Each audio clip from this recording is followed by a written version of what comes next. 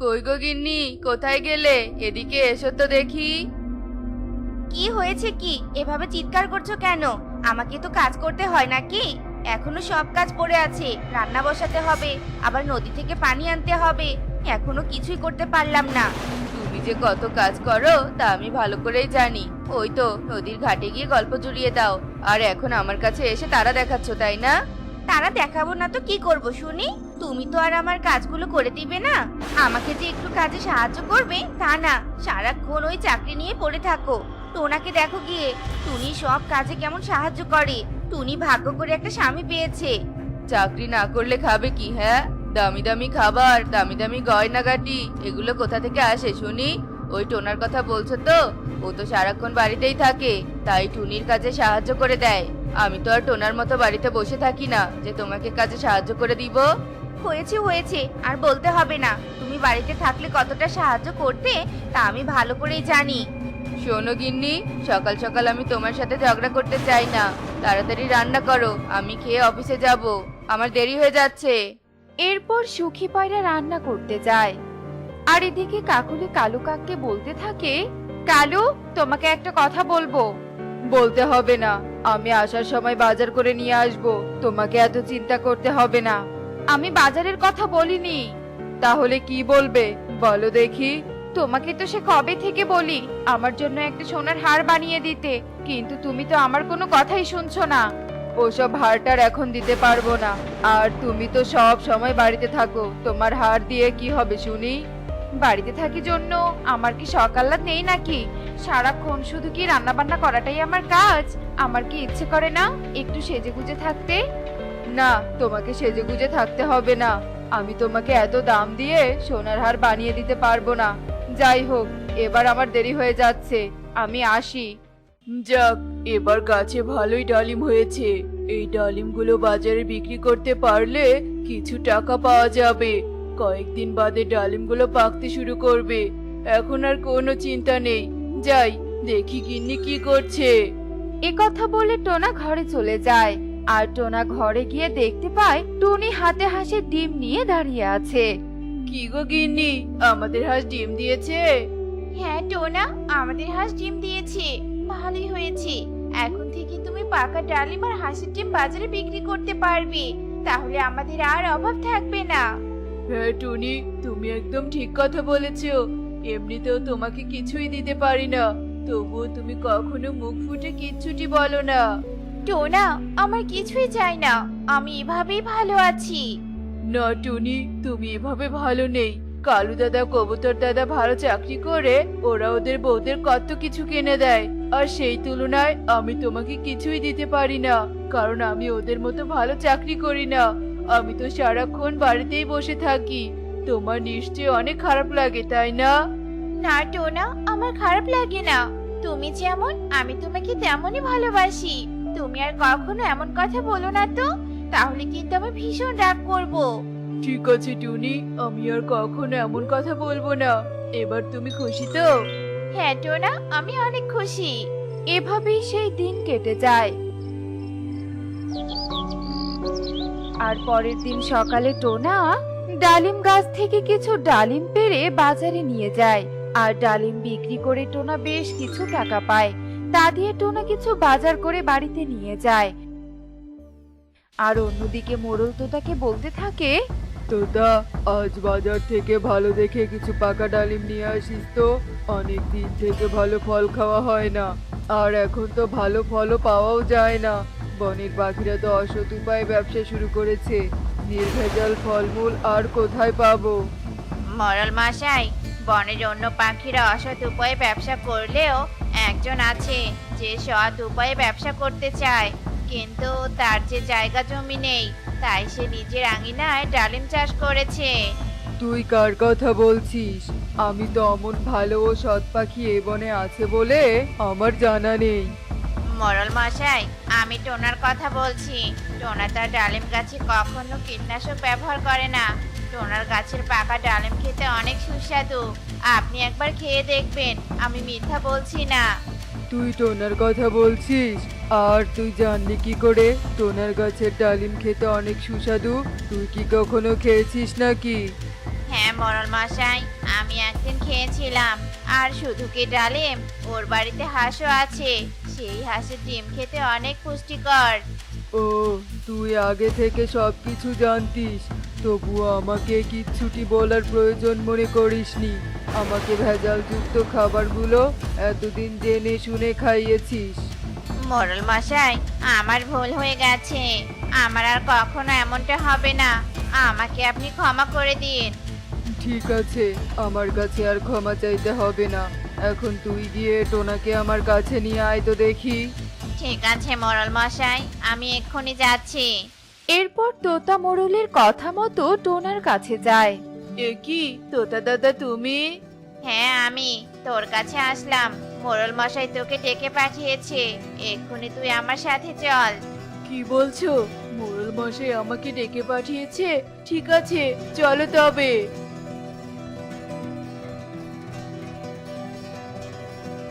এই যে মোরল মশাই, আমি টোনাকে নিয়ে এসেছি। মোড়ল মশাই, বলুন আমাকে কেন ডেকে পাঠিয়েছেন? আমি আবার কোনো ভুল করিনি তো? না টোনা, তুই কোনো ভুল করিসনি। আমি শুনলাম তুই নাকি তোর বাড়ির আঙিনায় ডালিম চাষ করেছিস। তোর গাছের ডালিম খেতে নাকি অনেক সুস্বাদু। হ্যাঁ মোড়ল মশাই, আপনি ঠিক শুনেছেন। তবে আমাকে আরেকটু আগে খবর দিলে আমি আপনার জন্য পাকা ডালিম নিয়ে আসতাম। শুনে অনেক খুশি হলাম। তুই একমাত্র পাখি যে কিনা সৎ উপায়ে উপার্জন করার চেষ্টা করিস। তাই আমি তোকে এক কটা জমি উপহার দিতে চাই, যাতে তুই সেই জমিতে সৎ উপায়ে ফল চাষ করতে পারিস। কি বলছেন মোড়ল মশাই? আপনি আমাকে জমি উপহার দিতে চান? তাহলে তো ভালোই হয়। হ্যাঁ টোনা, আমি সত্যি বলছি। আজ আমি তোকে আমার একটা জমি লিখে দিতে চাই, যাতে তোর আর কোনো অভাব না থাকে, আর বনের পাখিরাও নির্ভেজাল খাবার খেতে পারে। এরপর মোড়ল টোনাকে একটা জমি লিখে দেয়, আর সেই জমিতে টোনা ডালিম চাষ করার পরিকল্পনা করে। আর টুনিকে গিয়ে সব কথা খুলে বলে। সব শুনে টুনি বলতে থাকে, টোনা, আমি অনেক খুশি হয়েছি। এখন থেকে আমাদের আর কেউ গরিব পাখি বলে অপমান করতে পারবে না। আমরা ডালিম চাষ করে অনেক ধনী পাখি হতে পারবো। আর এসব সম্ভব হয়েছে তুমি এত সৎ পাখি বলে। হ্যাঁ টনি, তুমি ঠিক বলেছো। আমি আজই জমিতে ডালিম গাছ লাগিয়ে দিব। এরপর টুনি ও টোনা মিলে জমিতে ডালিম গাছ লাগিয়ে দেয়। আর এভাবে বেশ কিছু দিন কেটে যায়। আর ডালিম গাছগুলো অনেক বড় হয়, আর ডালিম ধরতে শুরু করে। ডালিম বিক্রি করে টোনা ও টুনি সুখেই দিন কাটাতে শুরু করে। পার্বতীপুর জঙ্গলে রাজকুমার ঈগল তার রাজ্য নিয়ে ব্যস্ত ছিল। সে দেখতে এতটাই সুন্দর ছিল যে আশেপাশে সব রাজ্যের রাজকুমারীরা তাকে বিয়ে করার জন্য পাগল হয়ে যায় আর রাজপ্রাসাদে এসে ভিড় জমায়। ইস, কি সুদর্শন রাজকুমার! যদি আমি এই রাজকুমারকে আমার স্বামী হিসেবে পেতাম, তাহলে নিজেকে ধন্য মনে করতাম। আমি জানি তোমরা এখানে আমাকে বিয়ে করার জন্য এসেছো। তোমরা সবাই দেখতে অনেক সুন্দর, কিন্তু তোমরা কেউই আমার মন জয় করতে পারোনি। তাই তোমরা এখন আমার প্রাসাদ থেকে আসতে পারো। কিন্তু রাজকুমার, আমরা সবাই তো আপনাকে ভীষণ পছন্দ করি। আর আমরা এতগুলো রাজকুমারী উপস্থিত এখানে, এত মেয়ের মধ্যে কেউই আপনার মন জয় করতে পারেনি। কেমন মেয়ে হলে আপনি তাকে বিয়ে করবেন বলুন তো? তা না হয় আমার নিজের মাঝেই থাক, সময় হলে প্রকাশ করব। এবার তোমরা আসতে পারো, আমাকে রাজসভায় কাজে নিয়োজিত হতে হবে। রাজকুমার তার কথা শেষ করে অন্দরমহলে চলে যায়, আর রাজকুমারীরা বিরক্ত হয়ে প্রাসাদ থেকে চলে যায়। এদিকে ওই রাজ্যের এক কোণে এক জাদুকরী বাস করত। সে এসে, রাজকুমার, তুমি সবগুলো রাজকুমারীকে প্রত্যাখ্যান করে অনেক ভালো করেছো। কারণ তোমার ওই মনের দখলদার একমাত্র আমি হব। এবার আমাকে বিয়ে করে নাও তো। এটা তুমি ভাবলে কি করে যে আমি তোমার মতো একটা কুৎসিত মনে জাদুকর্ণীকে বিয়ে করব? চলে যাও, চলে যাও আমার সামন থেকে। ওভাবে বলো না রাজকুমার, আমি যে তোমাকে ভীষণ ভালোবাসি। তোমাকে ভালোবাসার জন্য আমার যতটুকু মন প্রয়োজন, আমি ততটুকু মন একদম পরিষ্কার করে রেখেছি। তোমার ফালতু কথা বাদ দিয়ে আমার সামন থেকে সরে যাও। তোমাকে আমার ভীষণ বিরক্ত লাগছে এখন। রাজকুমার জাদুকর্ণী রেখে নিজের কক্ষে চলে যায় আর জাদুকর্ণী তার রাগ প্রকট করতে থাকে, কিন্তু রাজকুমারকে সে ভালোবাসার কারণে তার কোনো ক্ষতি সে করতে পারে না আর সেখান থেকে অদৃশ্য হয়ে যায়।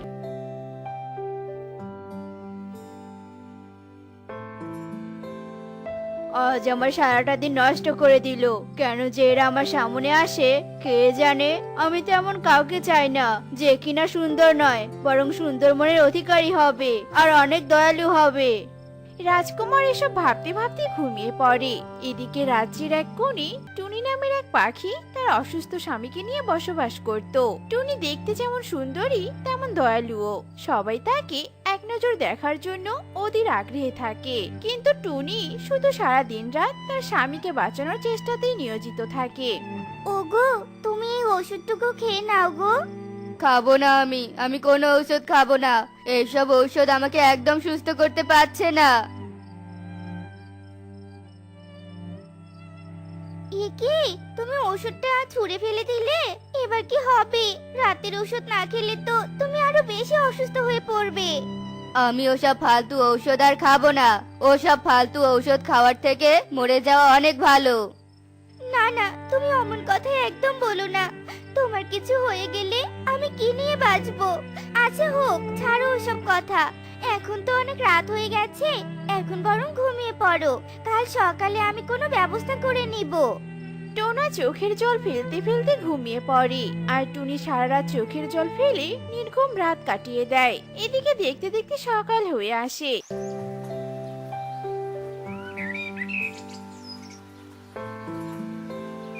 আর টুনি উঠেই শুনেছি জঙ্গলে নাকি জাদুকর্ণী থাকে, আমি বরং ওনার কাছে যাই। টুনি অনেক আশা নিয়ে জাদুকর্ণীর কাছে যায় আর সব কথা খুলে বলে।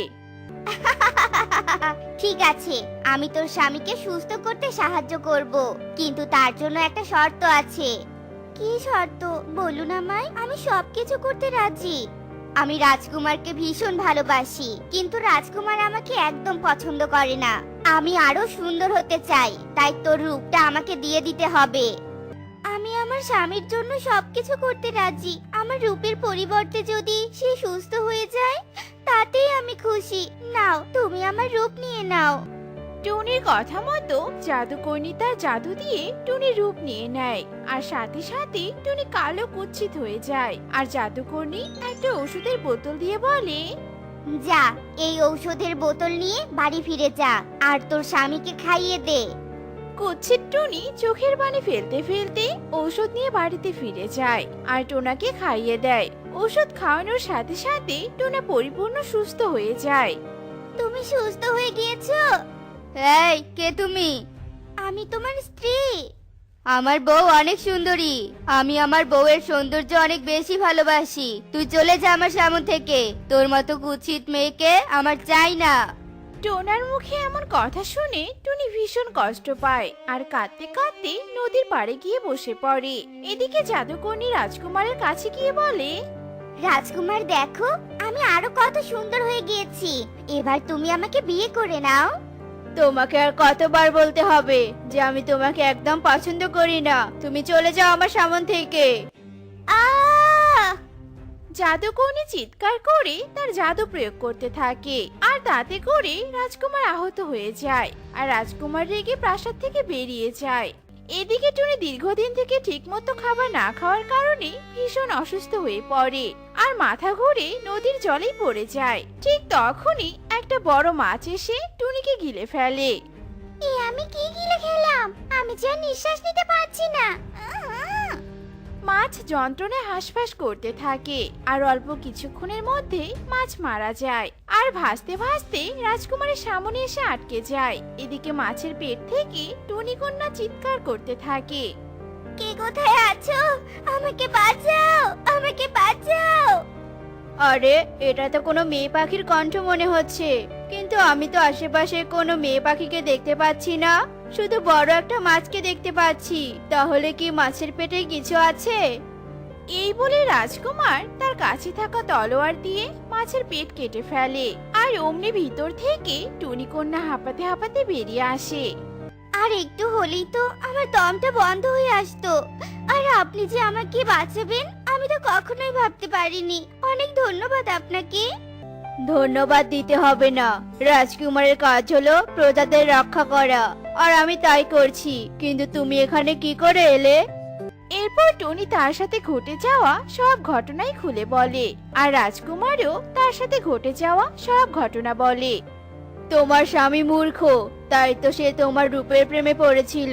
আর অমন ছেলের কাছে কখনোই তোমার ফিরে যাওয়া উচিত নয়। আর জাদুকরনী এত জঘন্য কাজ করেছে, তার জন্য শাস্তি পেতেই হবে। চলো আমার সাথে। রাজকুমার টুনিকে নিয়ে প্রাসাদে ফিরে যায় আর জাদুকরনীর মুখোমুখি হয়। রাজকুমার, তুমি আমাকে মাফ করে দাও। আমি তখন আমার রাগের নিয়ন্ত্রণ হারিয়ে তোমার উপর আক্রমণ করেছিলাম। তুমি টুনির রূপ ফিরিয়ে দাও আর আমার জীবন থেকে অনেক দূরে চলে যাও। দুটোর একটাও আমি করব না। জাদুকরনীর এমন কথা শুনে রাজকুমার রেগে যায় আর তার কাছে থাকা তলোয়ার দিয়ে জাদুকরনীকে হত্যা করে। অন্যায়কারীকে হত্যা করা কোনো পাপ নয়। জাদুকরনী মারা যাওয়ার সাথে সাথে টুনি আবার তার সৌন্দর্য ফিরে পায়, আর টুনির সৌন্দর্যে রাজকুমারের মন ছুঁয়ে যায়। যে নিজের রূপ বিসর্জন দিয়ে স্বামীকে বাঁচাতে পারে, সে কখনোই খারাপ মনের হতে পারে না। তাই আমি তোমাকে আমার প্রাসাদের রানী বানাতে চাই। আর টুনিও বিয়েতে রাজি হয়ে যায়। এরপর দুজনে মিলে সুখে সংসার করতে থাকে। রূপসাপুর জঙ্গলে টুনি নামের এক পাখি তার মেয়ে টুকিকে নিয়ে বাস করত। তার উপার্জনের একমাত্র উৎস ছিল তার একটা গাভী, আর টুনি সেই গাভীর দুধ দহন করে সবার বাড়ি বাড়ি দিয়ে টাকা আনতো। যাক বাবা, আজ অনেকগুলো দুধ হয়েছে। আজ আমি এগুলো বিক্রি করে বেশ টাকা ইনকাম করতে পারবো। তাহলে আজ আমাকে সুন্দর একটা পুতুলা কিনে দিবে, বুঝেছে মা? আচ্ছা আচ্ছা, ঠিক আছে রে মা। চল এবার আমরা দুধগুলো তো সুখী মাসের বাড়িতে দিয়ে আসি। এরপর মা মেয়ে মিলে দুধ নিয়ে সুখীর বাড়িতে যায়। আজ এতগুলো দুধ এনে অনেক ভালোই করেছিস। আজ তো আমার মেয়ের জামাই আসবে, তাদের জন্য পিঠা পায়েস বানাতে হবে। আচ্ছা আচ্ছা, নাও। আর দিদি, আজকে সব টাকাগুলো দিলে অনেক ভালো হতো আমার জন্য। আসলে আমার মেয়েটা একটা পুতুলের শখ করেছিল, তো তাই আর কি। আচ্ছা আচ্ছা, ঠিক আছে, তুই এখানেই দাঁড়া, আমি এক্ষুনি তোর জন্য টাকা নিয়ে আসছি। এরপর সুখী পায়রা আলমারি থেকে টাকা বের করে নিয়ে এসে টুনিকে দেয়, আর টুনি সেই টাকাগুলো নিয়ে বাজারে চলে যায় আর নিজের মেয়েকে একটা পুতুল কিনে দেয়।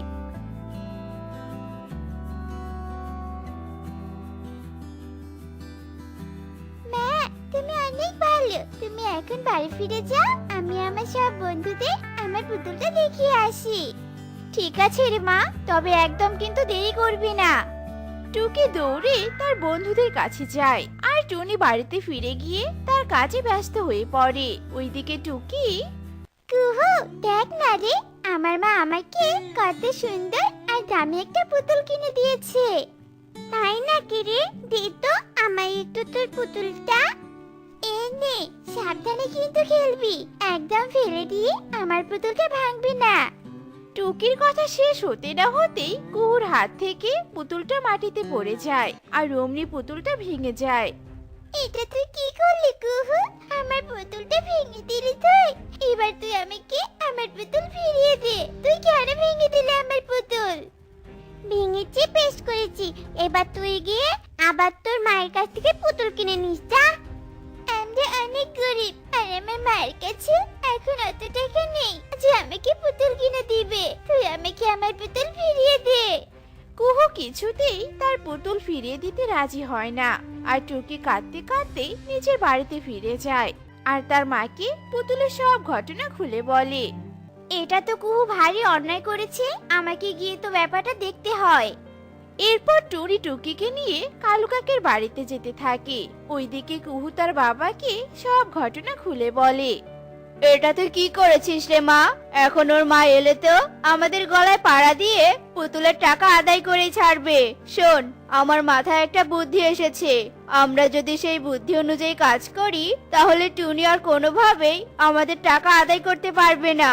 আমাদের সাপও মরবে আর লাঠিও থাকবে।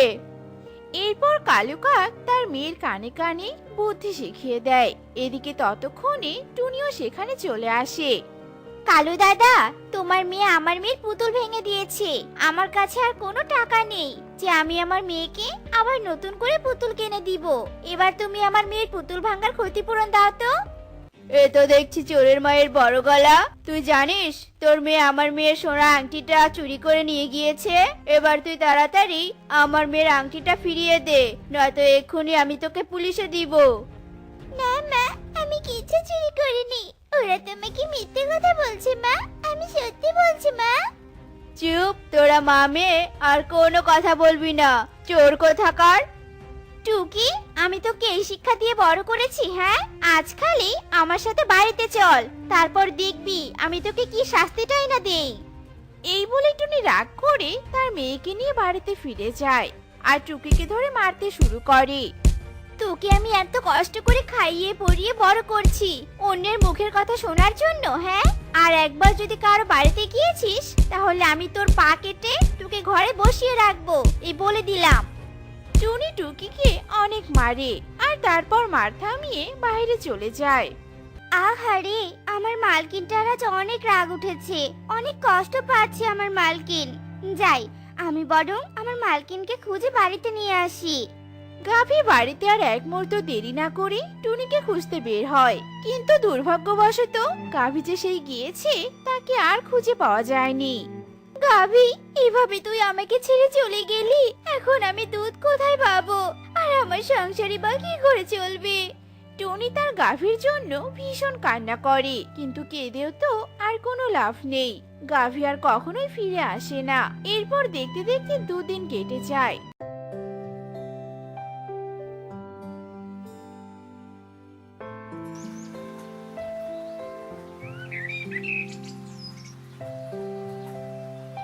টুনির সংসারেও অভাবের আবির্ভাব ঘটে যায়।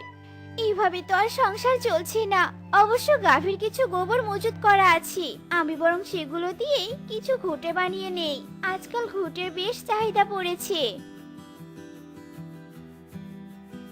টুনি তার নিজের বুদ্ধিমতো ঘুঁটে বানাতে থাকে। এদিকে ঘুঁটে কেনার জন্য পাখিরাও চলে আসে। টনি, আমাকে কিছু ঘুঁটে দে তো। শালিক ঘুঁটে নিয়ে টাকা দিয়ে সেখান থেকে চলে যায়। এরপর দেখতে দেখতে কেটে যায় বেশ কিছুদিন।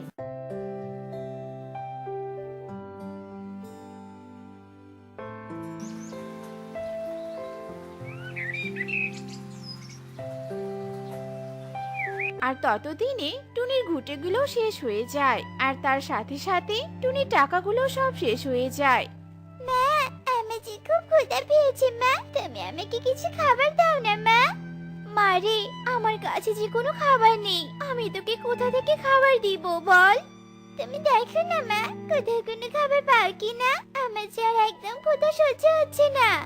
টুনি আর কোনো উপায় না পেয়ে খাবার খুঁজতে বেরিয়ে পড়ে, আর হঠাৎই তার সামনে একটা লাল লেবু দেখতে পায়। ও মা, কত বড় লাল লেবু! কিন্তু লেবু তো কখনো লাল হয় না, এটা কেন লাল? হোক, আমি বরং এটাকে বাড়িতে নিয়ে যাই। টুনি সামনের একটা গাছ থেকে কিছু ফল আর সেই লাল লেবু নিয়ে বাড়িতে ফিরে আসে, আর লেবুটা রান্নাঘরে রেখে বাইরে আসে। আর কিছুক্ষণের মধ্যে টুনি আবারও রান্নাঘরে যায়, আর রান্নাঘরে ঢুকেই তো সে পুরো অবাক হয়ে যায়। এ কি, আমার বাড়িতে তো কোনো দুধ নেই, তাহলে পুরো রান্নাঘর জুড়ে দুধ কোথা থেকে এলো? আর লাল লেবুতেও তো দুধ লেগে আছে।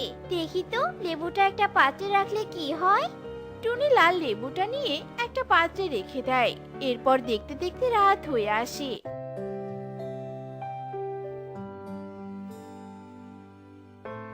আর সবাই ঘুমিয়েও পড়ে। এরপর দেখতে দেখতে আবারও সকাল হয়ে আসে।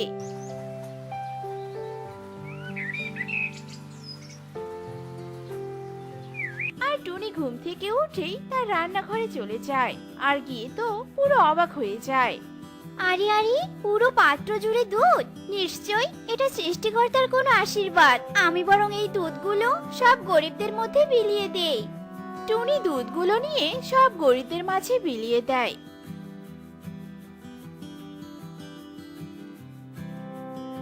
এরপর বাড়িতে ফিরে আসে, আর এসে তো পুরো অবাক হয়ে যায়। তার গাভী যে সেই লাল লেবুর জায়গায়। গাভী, তুই কোথা থেকে ফিরে এলি? আমি কোথাও যাইনি মালকিন। আসলে আমি আমার অহংকারের শাস্তি পেয়েছি। তুমি যেদিন রাত করে এই বাড়ি থেকে বেরিয়ে গিয়েছিলে, সেদিন আমি তোমাকে খুঁজতে বেরিয়েছিলাম।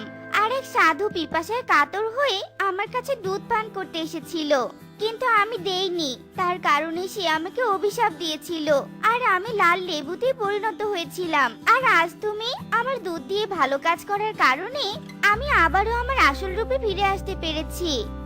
সৃষ্টিকর্তার কাছে শুকরিয়া যে আবার তোকে আমার কাছে ফিরিয়ে দিয়েছি। এখন আর তাহলে আমার কোনো অভাব থাকবে না। এরপর থেকে টনি রোজ গাভীর দুধ দহন করে আর সেগুলো বিক্রি করে নিজের সংসার চালাতে থাকে। তো বন্ধুরা, আমাদের আজকের গল্পটি তোমাদের কাছে কেমন লেগেছে তা কমেন্টে জানাতে ভুলো না কিন্তু।